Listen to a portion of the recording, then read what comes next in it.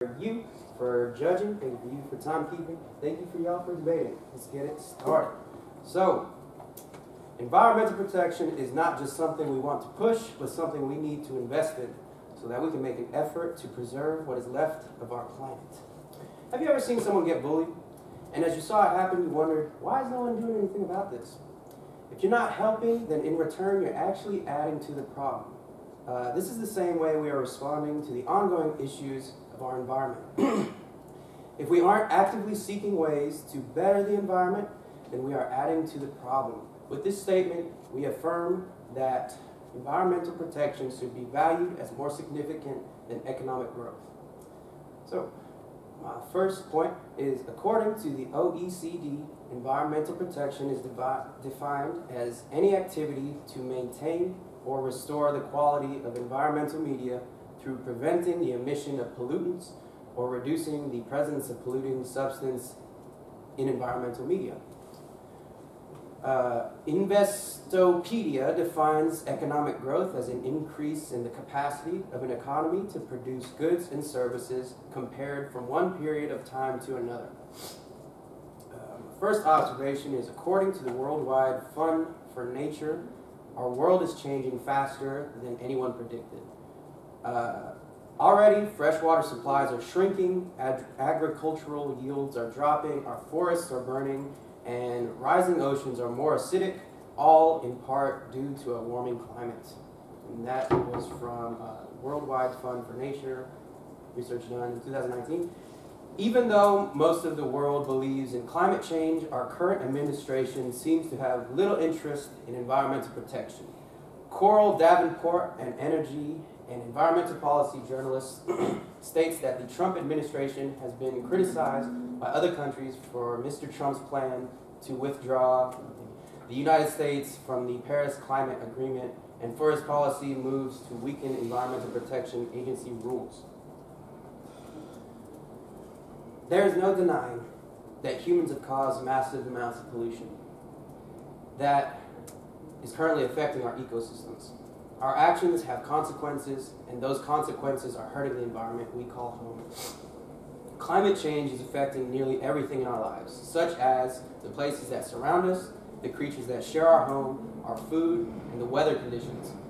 The federal budget for environmental protection has always been relatively low, and according to a 2015 budget report, only 1.17% of our federal budget went towards protecting the environment.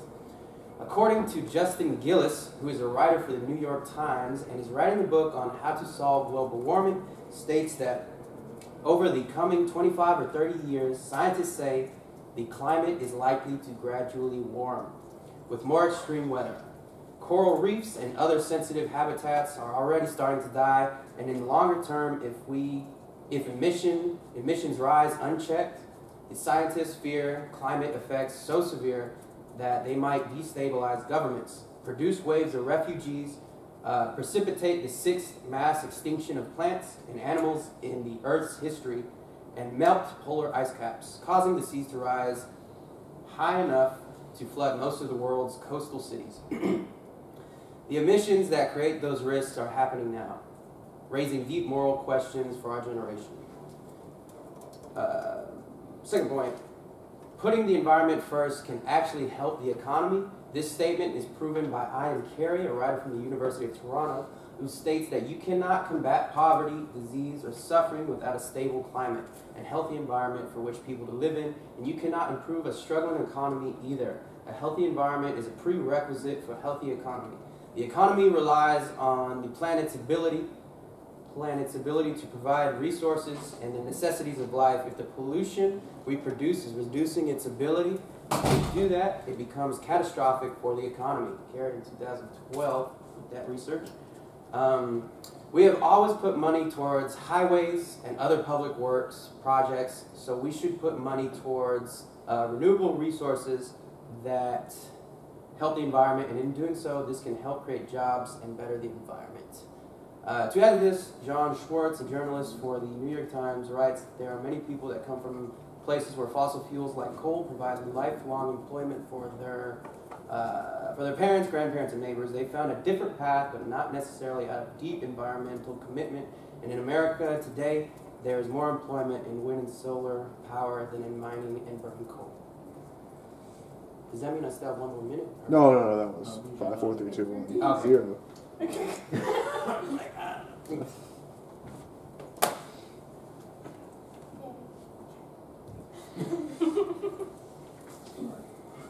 Okay.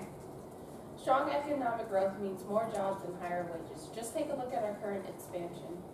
It has been moderate as it goes, the pace of growth. But it has been sustained. Month after month of a growing economy has brought down the unemployment rate to the lowest level since 1969. Even as real wages continue to grow for all income levels, this is especially true for the working class Americans.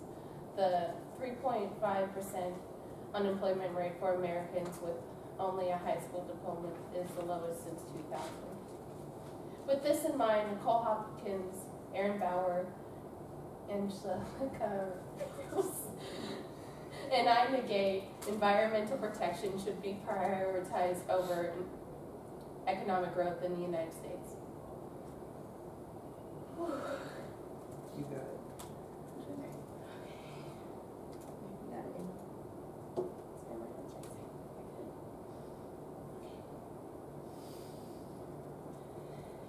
Pratik Agrawal explains that economic growth is an increasing shift in a country's production possibility curve. Economic growth is determined by the increased country's gross domestic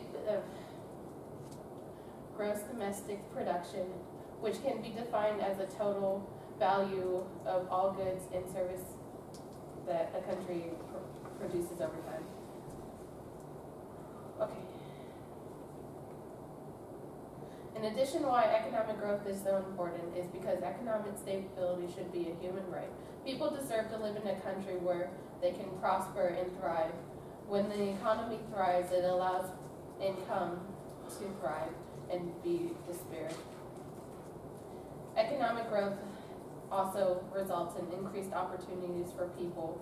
These opportunities benefit the entire population, including the poor. The best way to help the most vulnerable, is to promote such growth. It would be unethical to put people out of work and destroy the infrastructure in the name of the problem that, as a single country, we cannot solve. So with higher economic growth comes with higher average of income, lower unemployment, lower government borrowing, improved public service. Also, money can be spent later in protecting the environment, investments, and increased research and development.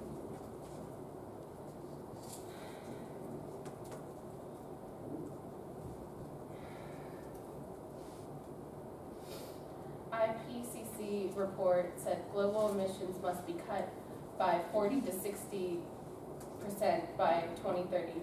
U.S. is 20% of the total emissions. This is a quote from Alexandria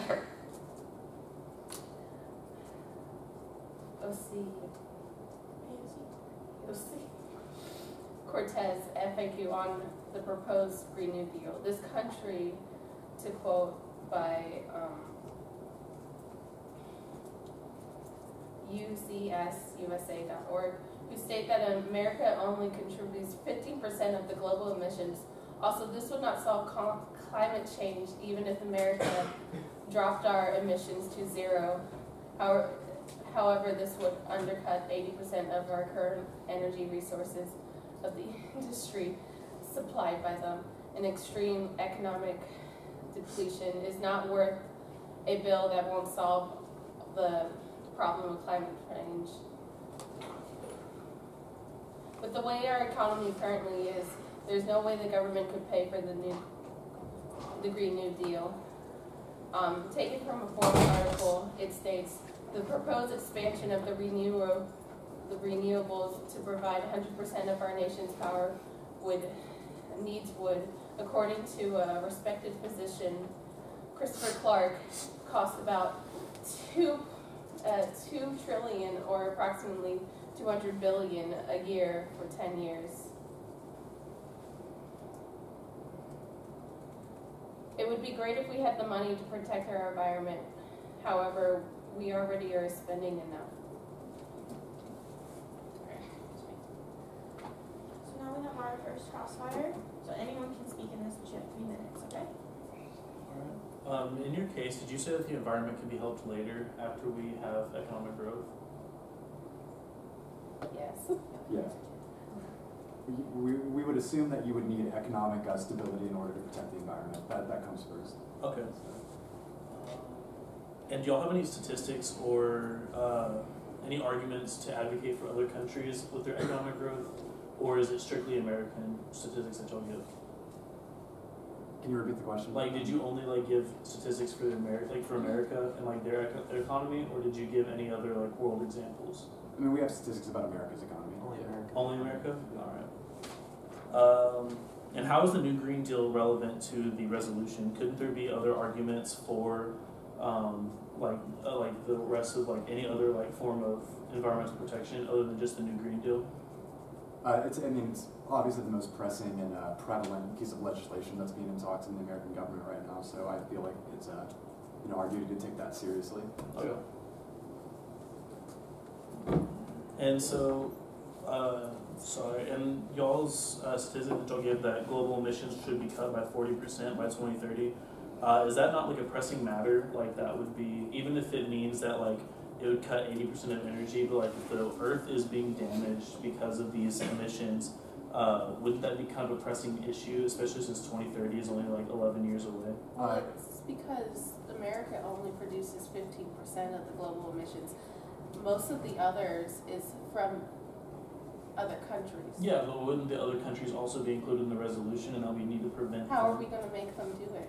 Well, it's not a matter of if, it's a matter of like if we should. Like we need to, the resolution calls for us to look at it as a global issue, not just the United States. And so wouldn't we have to take into consideration everyone's global emissions, not just the United States? I mean, can you quantify the damages, or what are we looking at? I mean, you guys talk about sea levels rising and that sort of thing. I mean, you can look at the temperatures rising on Earth and to the point where vegetation wouldn't be able to live without it. And you can also look to the fact that humans eventually will not be able to live on this Earth because of the temperature rising year after year. Oh, so where's the science to that? The science to that, you can, Justin Gills, who's he's an environmental specialist. He said as of early 2017, the Earth has warmed roughly 2 degrees Fahrenheit since 1880, which is a global scale, and exceeded 8 degrees Fahrenheit, which undermines the planet's capacity to support a large human population. So that means if we weren't able to live on, we wouldn't be able to live on Earth, or we wouldn't have any kind of vegetation living on Earth, or any kind of food resources, because we're too busy focusing on economic policies that the United States or other countries are, rather than protecting the environment. With all the other countries, are you expecting us to pay for them? No, Because that's not the climate agreement. But how are we going to make them do But I think it? that's not the issue that we're trying to advocate for. We're just trying to advocate to show why. Okay. We'll get it to end your sentence. And with that, we will start the second speeches.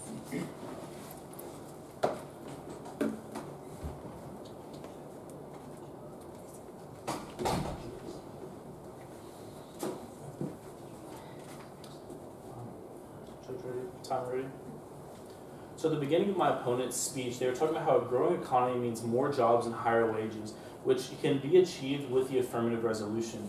So if you were to look at the Department of Energy, the U.S. Solar Energy supplied more jobs than the coal industry did by over 200,000 jobs. So this means that as we're putting environmental protectionism over economic growth, you're still seeing some sort of economic growth within the United States. This means that there is still a job growth regardless of putting environment first. It will supply more jobs in certain industries. And this statistic was back in 2016, but it's only grown since then.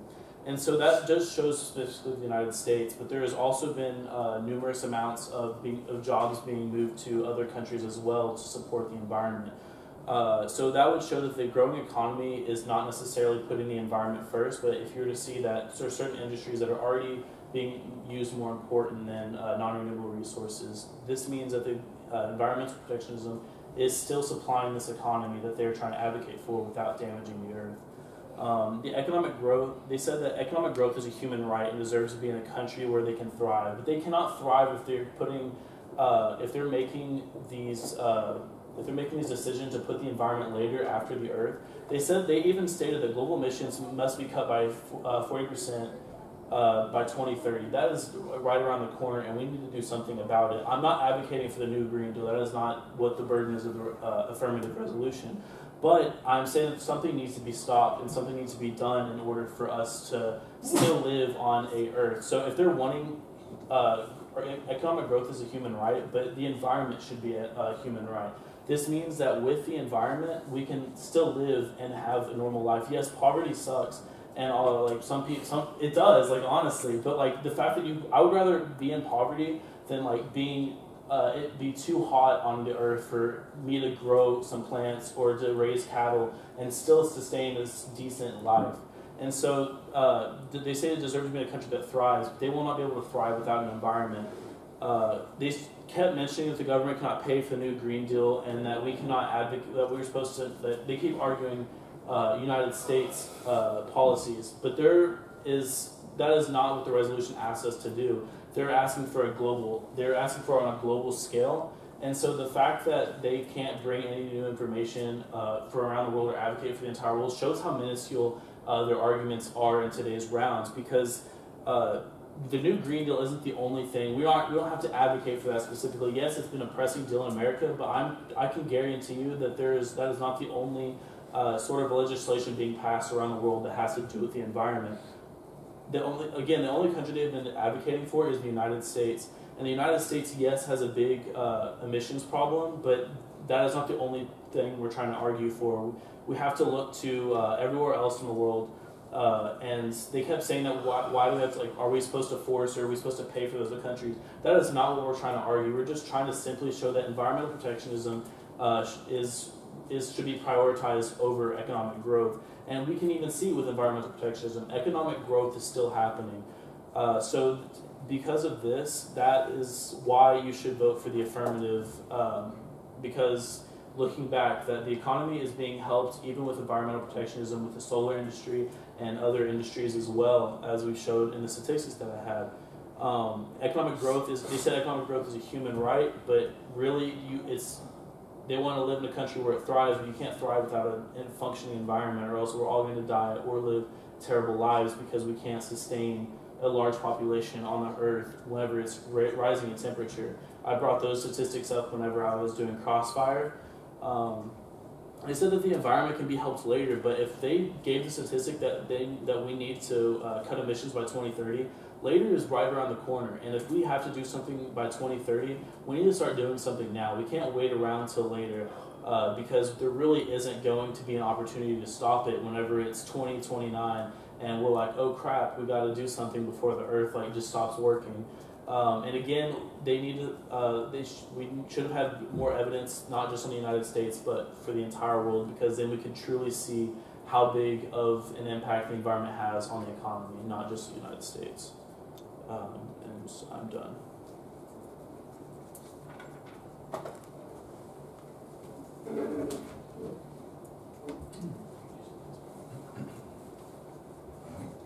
Just on me?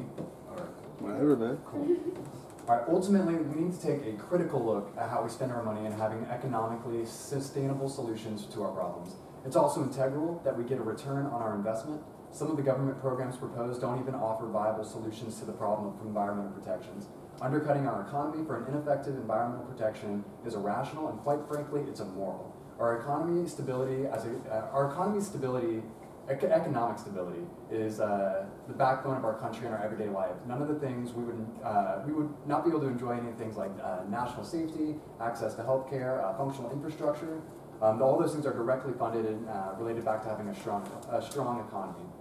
In fact, we feel as our economy is the single most important aspect of our country, and beyond that, there are more pressing issues that we should be using our money to combat. But that aside, the fundamentally proposed environmental protections are only attainable through economic security and investment.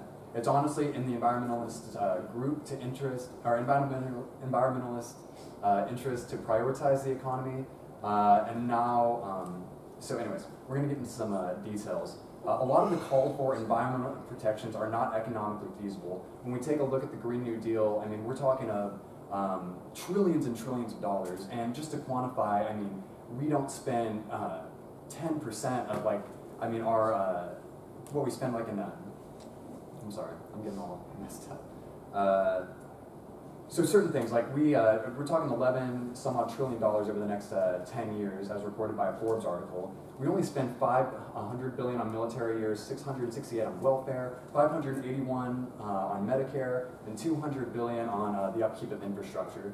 And that's, you know, a lot of like the huge things we spend our money on, and that doesn't even account for 10% of like what the Green New Deal it might cost. Also, the call for protections won't stop the warming of the Earth. So if we look historically, scientifically, the Earth has been warming up for the last 11,000 years since the last ice age. Where we stand in Denton, Texas, had 2.5 miles of ice on it roughly 11 years ago, or 11,000 years ago, my bad. And so, I mean, even if, and that far outdates the Industrial Revolution, where we see, you know, these carbon emissions coming from humans. The warming of the Earth is not a new thing. Also, they talk about sea levels rising at a certain rate. Well, it's kind of a misleading argument to assume that sea levels are going to just keep continuing to rise, because we have a finite amount of ice. Actually, if all the ice in the world were to melt, the oceans would raise right around 250 feet, which would leave a vast majority of the land around the world not underwater. Denton, Texas, we sit about 600 feet in elevation. And also, an unstable economy is absolutely immoral. And in a place where we can provide things like healthcare, national security, and having an unstable economy and undercutting an economy for environmental protections that may not even solve the problem is absolutely immoral. In fact, we have a solution where we believe a strong economy would help fix an environmental issue. When we take a look at the issue of Flint, Michigan, this is not an access to clean water issue. This is an infrastructure issue. We have issues with the water, breaking down calcium buildup in lead pipes, and that's where we're getting the issues of people getting sick from like the water. And if we invest in infrastructure and prioritize our economy, we can have clean water for the people of Flint, Michigan. And there are moral and reasonable ways we as a country and we as a world can spend our money, but it is immoral to throw money at things that aren't going to return on the investment, such as cutting down carbon emissions. All that, I mean, the science is out that you know, what's the word? Insulates the Earth, but I mean, well, like I stated before, the Earth has been warming up since the last ice age. So it's for these reasons that we think that economic growth should be always prioritized first, and if we are going to have adequate and tailored legislation about ways to spend our money to protect the environment, they should be well thought out, and there should be a focus on the return on investment that we're going after. So that's all I have to say. We now have our second crossfire. In y'all's first speech, y'all said that unemployment was at 3.5%, correct? Is that right? That's true. Yes. Okay, I mean, it's kind of basic economic knowledge that anything under 4% is almost unhealthy, because it's a slight track of the economy will overheat and then cool down, and we'll have a huge depression, which happened in 2005, I think, in the housing economy and then the Great Depression ultimately. So how do y'all explain that maybe we should just cut back more on economics and focus a little more on environmental protection, get our employment back up to 4%? I mean, that seems like a healthy. So you want more unemployment? I'm saying like, well, I mean, overemployment. also arguing about the 2008 housing market crash was about subprime mortgages. It had nothing to do with the. I mean, it was the overall economy. People are no, it was losing about the money. housing market that crashed. If people are losing money, is that considered the economy is thriving or struggling? You're talking about unemployment rate and trying to conflate that with the housing market crash of 2008, which are not, I mean, even like remotely like similar. If people lose jobs, I mean, the unemployment rate either goes up or down. They're so losing if something homes. crashes in the economy, it obviously is going to lead to that unemployment. People were losing homes; they weren't losing jobs. I think it's Okay, so like why should y'all win based on y'all's impacts of just the United States? Have y'all mentioned anything about the other, like the rest of the world? Like, what makes it so important that the United States by itself, with their economic growth, is more important than the entire world's well-being with the environment? Well, we're not saying that environmental protection should be something that we don't invest in.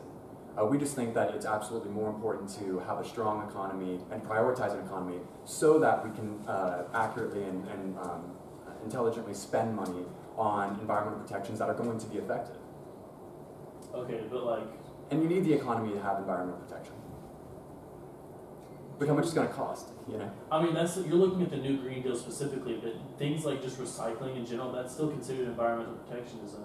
So like, how does that cost any money compared to like we've never advocated for the new Green Deal once in our entire case. So why is that argument relevant to this debate today? Because that's the United States specifically. That's not fighting for the entire world. And what we've been trying to do is bring up the fact that like the entire world needs to be involved, not just the new Green Deal. So how does that make that argument relevant? So what do you propose then? We don't have to, okay, so in the resolution, we don't have to propose for anything. We just have to prove why environmental protectionism is over economic growth, which we don't have to advocate for any kind of new Green Deal or any kind of other deal. We just have to say why it's more important because of so and so reasons, which is exactly what we've been doing. So like to argue saying that we need to come up with some plan in order to win the debate round is false because in the resolution it doesn't say come up with a plan. So. But isn't it fundamentally like necessary to have economic strength in order to have environmental protection? I mean, not necessarily. Like maybe in some instances, but as we've shown that the fact that we're putting environmental protectionism over certain industries, like the coal industry, we've been able. Okay. Over to the third speech.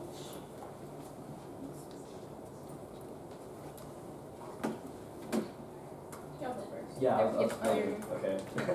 I think they're just getting ready. Okay, I thought you were about to speak.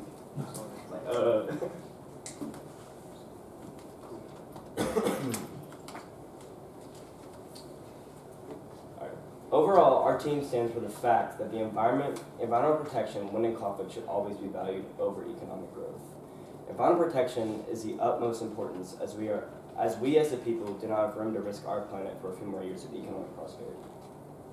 We defined environmental protection as any activity to maintain or restore the quality of environmental media through preventing the emission of pollutants. We analyzed and supported this evidence through strong, good sources such as the Worldwide Fund for Nature and the New York Times. We are running out of time and we need to take action now. The longer we wait, the worse off our planet will become. My team covered that the fact that with the present threat of the polar ice caps melting, we'll be in a huge humanitarian crisis. I think the other team is undervaluing the fact that when the polar ice caps melt, it's going to be a world issue, not just an American issue. Cities like New Orleans, who have millions and millions of people, are going to be underwater completely. How are we supposed to support that with any kind of economic growth? That's going to actually probably crash the economy very rapidly. Also, there are plenty of parts of the world that are much lower in sea level than America, and they will be extremely affected. They won't have necessarily the funds to pull themselves out of that issue. The longer we wait, I did that. We also cover the fact that there are more employment opportunities in wind and solar than there are in coal industry. Our opponent argues that economic stability should be a human right. However, we believe the fact that a stable environment is also a prerequisite to a thriving economy, thus making it a human right that we've had since the beginning of time. They keep bringing up the new Green Deal, however, they're only bringing up that we never advocated for it. A healthy planet is a human right that we all should prioritize. In fact, this is a human right that we have had, I already said that. They also do not give any statistics on the rest of the world as economic growth is not just an American issue, but should be considered a world issue. We believe that there are many ways you can promote environmental protection outside the Green Deal and even the Paris Climate Accord. Just because of these certain legislations are being proposed and talked about doesn't mean we can't take action steps right now to promote a healthy environment. Our planet is in danger and it's happening at an alarming rate. We must put importance over protecting our environment because we only have one planet and we must be responsible for taking care of it. Just as the Earth has been taking care of us for centuries. If we continue at the rate we are going, we may lose many things that make Earth beautiful and unique. We can sit here and argue about what's more important when it comes to the environment and the economy, but we need to understand that if the world becomes uninhabitable, will it really matter at the end? It especially doesn't help when we have world leaders that dismiss the growing epidemic and have no efforts to invoke change. That could save the world. We believe that we've supported a strong argument for the world to really sit back and begin to focus on environmental change instead of economic growth. It was close. That's good. Sure. So to basically sum up our group's argument, our primary argument reinstates that economic growth is more important than supporting environmental protection. This is because economic growth is essential in maintaining the stability in the country. Economic growth helps boost the country's GDP, which boosts employment, innovative development, and funding for public services. Since economic growth creates a flowing economy, it helps provide the poor with greater opportunities. Economic growth greatly ties to GDP, which is gross domestic product, which is the fundamental basis for why an economy functions. Gross domestic product is roughly defined as the total value of all goods and services that a country produces over time. GDP seeks to reflect the economic performance of a country when an economy prospers. It entails money to be spent in other helpful ways, in other helpful programs, whether it be public or innovative. These public programs and services can be either related to benefiting in school systems or government-related departments such as the police, fire department, or paramedics. Along with these prospects, higher income, which helps with revenue taxes. This creates the basis for the increased funding for public services. In addition to this, higher tax revenue reduces the amount of government borrowing, which is very important since our economy is very much so in debt. It's very important for us to not try and spend more on environmental protection, which may not always be the case, but sometimes, to help protect the environment, it does definitely cost money, but it is important to put our economy first.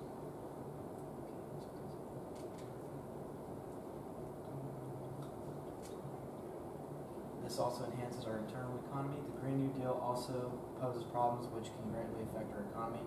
With the billions of dollars that are spent on our military, welfare, Medicare, and infrastructure, the Green New Deal will struggle to squeeze them. In addition to this, the environmental implications would not make a difference in overall emissions. Since the U.S. only makes up 15% of all emissions, economic growth also poses an important moral issue since people deserve to have a stable way of living. Stable economic growth allows the poor to live with a better standard of living, allowing people to find work and gain income. Our side also relates that climate change has always been prevalent throughout time. In addition to this, there is only so much ice making up the ice caps, making it unlikely that much of the world will be underwater. In reality, even if all the ice caps melted, it would only affect certain coastal areas and regions. This reinstates the fact that many of the Earth's continents and land masses will remain above sea level. Apart from this Green New Deal, it's far too expensive to rationally carry out. It would cost roughly $200 billion for 10 years to have renewable resources sustain the energy needs of our nation. To add on to this, it would potentially cost a total of $110 trillion, with an additional $400 billion to create a power grid and draw down greenhouse gases. To help conclude the economic obstacles the Green New Deal poses, creating energy-sufficient homes around the nation would cost roughly $2.5 trillion over a span of 10 years. In addition to this, it would cost roughly $10,000 to build each living unit or home, which can add up to $1.4 trillion as a total cost. The homes may also require certain maintenances and upkeeps, which will also add to total cost. So it is our duty to take economic growth seriously, and the reason why the Green New Deal is important is because this could be one of many potential future implications on how the environment should be changed, depending on if we fix economic growth now, we probably won't have to worry about further environmental changes, which can cost us even more. It is also very relevant deals because it is currently happening now with our current environmental status, and it is integral that we don't undercut our economy. Fourth and final speaker.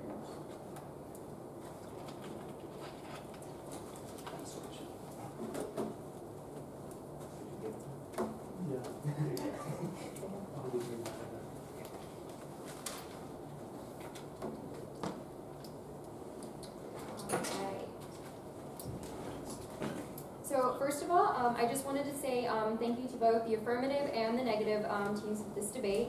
Both sides have obviously worked very hard to make their arguments and cases for this debate.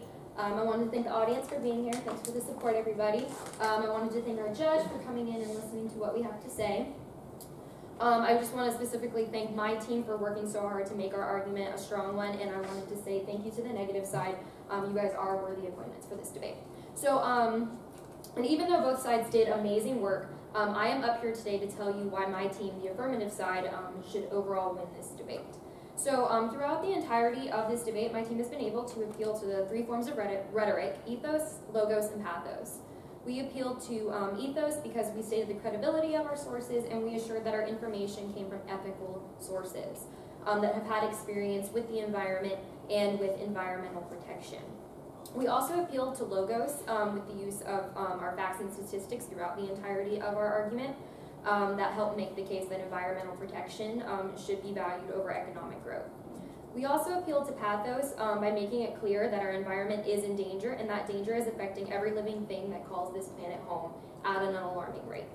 And then, let me see, within our constructive argument, my team discussed the importance of protecting the environment and what can happen if we continue to harm that planet, not just for America, but just for the entire globe. Let me see. We also briefly discussed how environmental protection can essentially help the economy. Just to kind of add on to more a little bit of that. A lot of towns, that do rely on their environmental tourism, whether it's beach towns or even places in California, especially when they're experiencing the wildfires. A lot of these places do rely heavily on that environmental tourism. A lot of that money for their state that goes toward things like education and protection and everything like that. A lot of that money does come from that environmental tourism, and if these things are destroyed, like, you know, if we have the waters get to rise, which exactly is what Miami's going through, like Miami is going through, they're basically being flooded right now, and they're trying to figure out like what to do about it, just because the oceans are rising and, you know, due to all the extreme weather. So if all these environmental, you know, wonders are gone, people won't want to go there, even other places around the world, not just in America. People aren't going to want to go, they're not, you know, because they just won't be there, and then essentially, you know, those towns that rely on the tourism, like, you know, their money for their businesses, it will eventually, like, you know, it'll hurt them.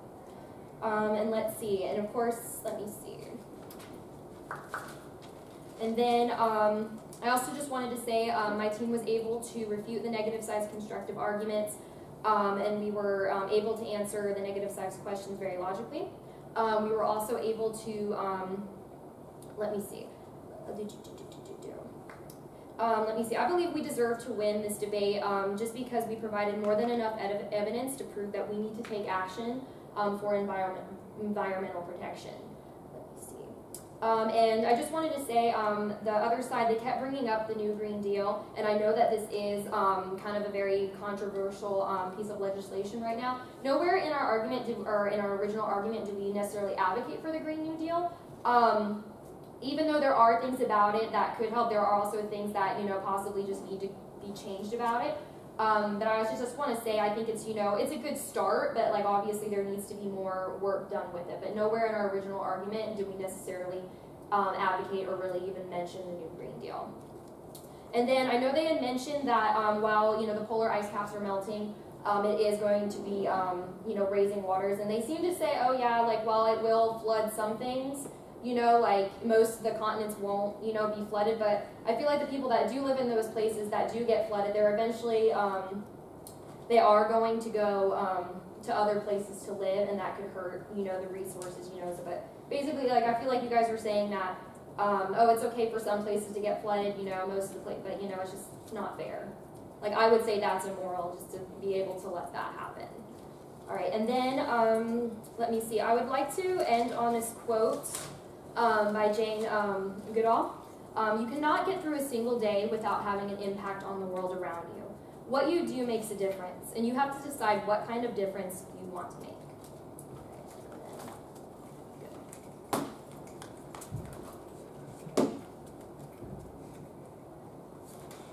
Okay. I'm good? Yeah, okay. So, thank you everybody for being here. Thank you to Cole, Aaron, and Dana, all working hard and contributing to this speech. Thank you to the affirmative side. Y'all did make some very strong points. Now, I'm going to begin. Intellectual property is a key aspect for economic development. Therefore, intellectual and concise decisions need to be made in regards to America's economic development. our team produced a strong case with many valuable points. For example, we need our economy to continue growing to produce more job opportunities along with higher wages over time. America's unemployment rate is at its lowest level since 1969, and wages are continuing to grow. In addition, unemployment rates for Americans with only a high school diploma is the lowest since the year 2000 at 3.5%, as we stated in our first speech. Economic stability should be a human right. Our hardworking citizens of America deserve to live in a country where they can flourish and succeed. Economic growth will lead to a higher average of income, lower unemployment rate, improved public services such as education, emergency services, fire departments, healthcare, and law enforcement. Economic growth will also improve stock prices as well as increasing funds for research and development. An increase in funds for these public services and opportunities would greatly improve our nation as a whole. America is currently exceeding about $22 trillion in debt.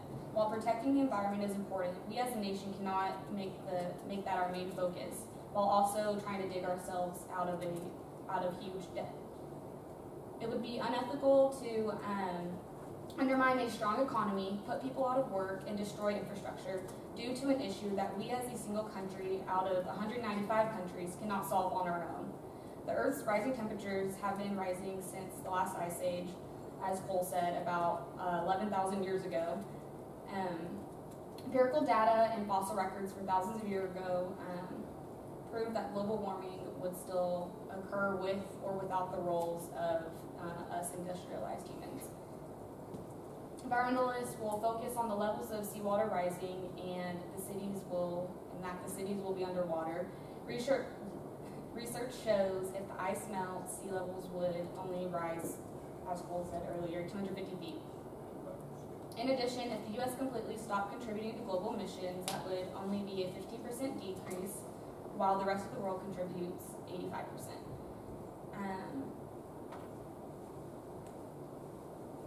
This would cut about 80% of our current energy resources and all the industries that supply these companies. At the moment, environmental protection should not be the government's main focus, as there are concerns regarding our healthcare, stable economy, and an overall safe country. The idea of building a smart power grid for the entire country would cost $400 billion or $40 billion a year for 10 years, as stated in the Green New Deal. Which also states, the Green New Deal also wants to provide jobs that will pay enough for a living wage, while a similar proposal by Senator Cory Booker states this will cost $543 billion in the first year, and cumulative expense over a 10-year time span would sum up to about $2.5 trillion. These funds could more effectively be put towards more feasible, ethical, and sustainable purposes. Overall, in order to improve our environmental protection, it all begins with a strong, competitive economy. We cannot begin to help other countries without focusing on our nation first. I'd also like to add how you were talking about cities that will possibly flood. I just feel as if with a strong economy, we can adapt to any environmental challenges.